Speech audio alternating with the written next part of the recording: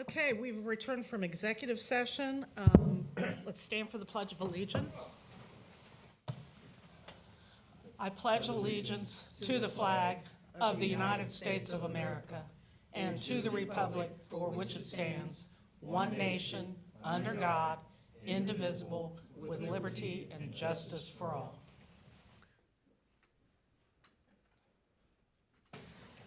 Okay, next we need an approval of the board agenda. Thank you, Lauren. Thank you, Mr. Isgro. Jeremy? Mr. Davidson? Yes. Mr. Isgro? Yes.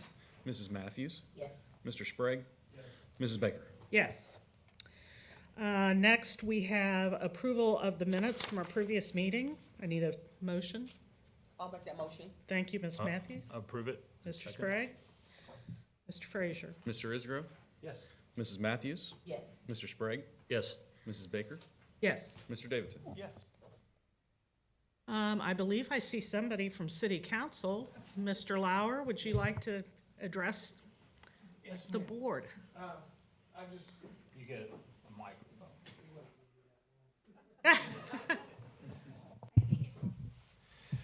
I just wanted to congratulate Pastor Shack and Joe Kopis for their appointments. I also want to say, Mr. Isgro, thank you for your years of service. It's been much appreciated with the city. We really like the direction that we're headed with the school board and working together. We appreciate the positive interactions that have gone on and moving forward. So thank you very much. Appreciate it. Thank you, Mr. Lauer. We appreciate you all too, so. Okay, no public participation. Mr. Holbrook.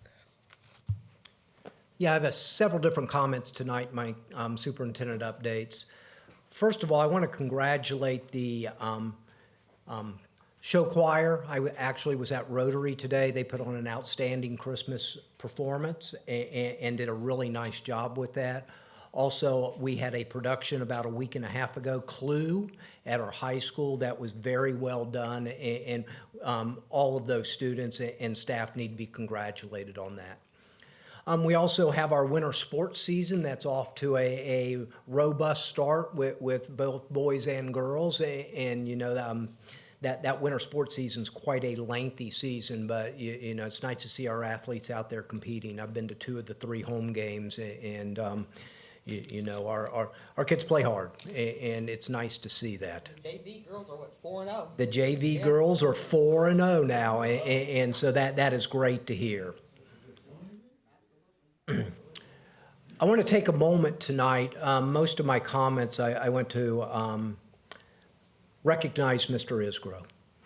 Steve, if you'd step out here for me. I recognize you too.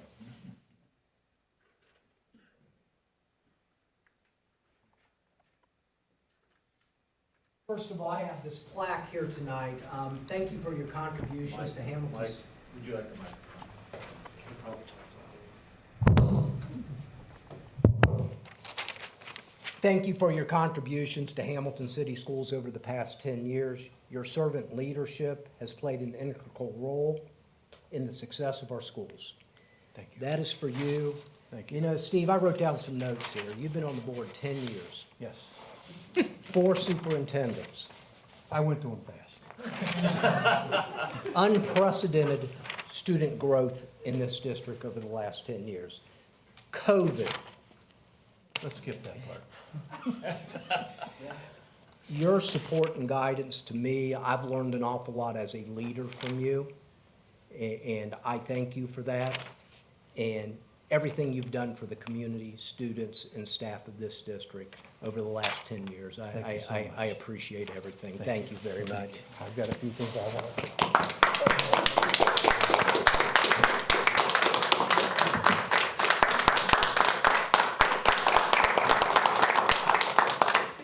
Now, you should know better than let me have a microphone. First of all, I want to thank everyone who has supported me over the past 10 years. As Mag once said, everyone should run on the school board, be on the school board at least one time to see how it works. We've had good times and we've had bad times, including the COVIDs. But I want to emphasize the good. Our school system has 9,500 students, and like the city of Hamilton, we're very diverse.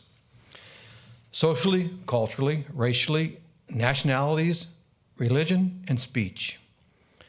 But the dedication of our administration, building administrators, teachers, staff, and others in our district make it function at a high level.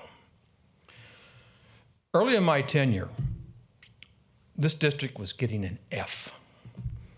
And the attitude was, it was the best that Hamilton schools could do. Now, we all knew better.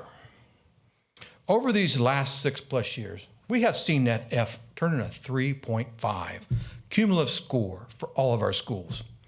Even better, from grades 9 to 12, it was a 4.5 cumulative. Only one school in Butler County had a higher than a 4.5 for the 9 through 12.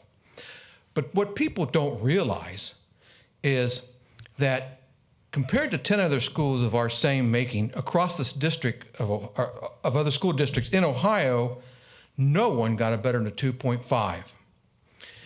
Jeremy Frazier was telling us, our treasurer was telling us several months ago, that he was on a phone conversation and one of the people on that conversation was a board member from somewhere up in northern Ohio. The question was, how did we do it? And that we were the talk of a lot of districts in the state of Ohio, how we got there. Well, that credit, I said, goes to the board for allowing our superintendent, his staff, his teachers, his administrators, the freedom of doing their jobs. One of the great motivations that coming from COVID, one of the great things that came from COVID, I should say, is we got these ESSER dollars. There's a discussion, what we're going to do with this money. We're going to build a school, we're going to do this, that. Well, Andrea Blevins and Mike Wright, they came up with this idea about let's hire teachers from 1 through 4 grades, I believe it was, and we're going to put 2 in every classroom. Because coming back from COVID, we knew that it was going to be tough. It was a great thing to do. It helped our students get back on track. And the plus side of it was, when the end of the money ran out, we didn't lose teachers. We filled positions as they came along, so anyone that wanted to stay could stay. Now, I've worked in government for over 50 years, and one thing every government has, no matter if it's a school board, it's a county, city, is that word financing and budgets. We're always poor. But somehow or another, Bob Hancock and Jeremy Frazier have kept our schools solvent and having not have to go after an operating levy in almost 30 years. Some things that's happened over the past 10 years. The district has opened a health clinic at Garfield Middle School. One of the neatest things I heard shortly after it opened was the little girl got a pair of glasses. Now, this was for free. The little girl got a pair of glasses, and she was so excited, she could actually read it. We added a food truck that goes out into the neighborhoods, especially when school's not in session, to make sure that the children in our community have something to eat. We've merged with Butler Tech. This has given our students a greater chance at going into it and learning a trade when they leave high school. We've put full-time SROs, school resource officers, Hamilton police officers that we pay for in several of our schools. And that's just to name a few. This district has built relationships with different businesses and community organizations. We're involved in the Boys and Girls Club, Booker T. Washington Center, the YMCA and the YWCA and HYPE, and others who have school programs mentoring our students. Chris Cannell, who has made contacts with business to arrange employment for over 800 of our students. from the ages of 15 through graduation. Many of these children are working, are actually assisting, providing for their families. When the governor shut down our schools because of COVID, Mike Holbrook said, hey, we got to do something. Food service workers fixed foods, fixed lunches, meals, and then he had the bus drivers take them out to different locations, set up the tables and put the food out there. Didn't cost anybody anything. Anybody that wanted something, needed something, could take from that table. Over the past few years, we've built a partnership with the City of Hamilton for redevelopment. This is done with programs like TIFs and major projects like Spooky Nook and others that have happened and will happen would not without our assistance. We're a team with them. And Joel, thank you for being part of that team. As we all read it every day, there's a tax on public education, that we're not getting this job done. The kids are failing. They have no future. Well, that's not true in this school district. We're strong and we're growing. And as I get ready to leave the board, first I say thank you to everybody again. Mag, Shaquila, Lauren, Mr. Music yourself, Dave and Joe, please keep this district growing. Now, I say to everyone, Feliz Navidad, Bon Natal, or however you want to say it, it's Merry Christmas. Thank you so much. It's been a great run. Take care, everyone.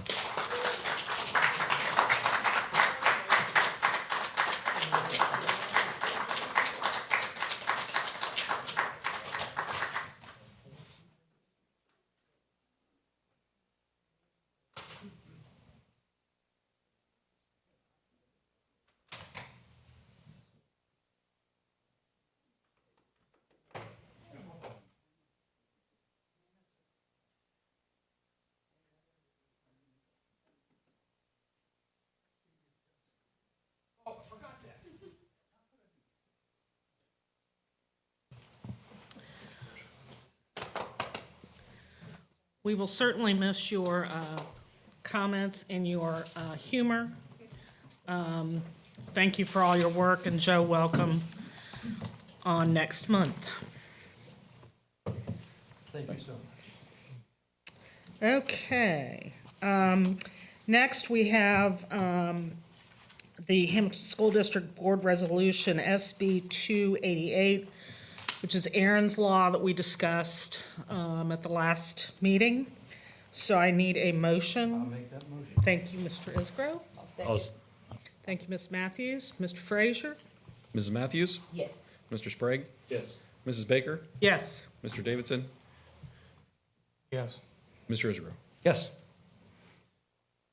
Madam President, Yes. I thought we would have a little bit of discussion on that. I just wanted to put on the record, I'm voting yes on this, but I don't like it. It's being mandated by the state that we have to do this. We have no control over it. I think some of this applying it to kindergartners, first graders, and third graders is very inappropriate, but we have no choice. And I just wanted to make sure that was clear. Thank you, Mr. Davidson. And I believe that we did hear, were you at the last work session? Okay. So, thank you.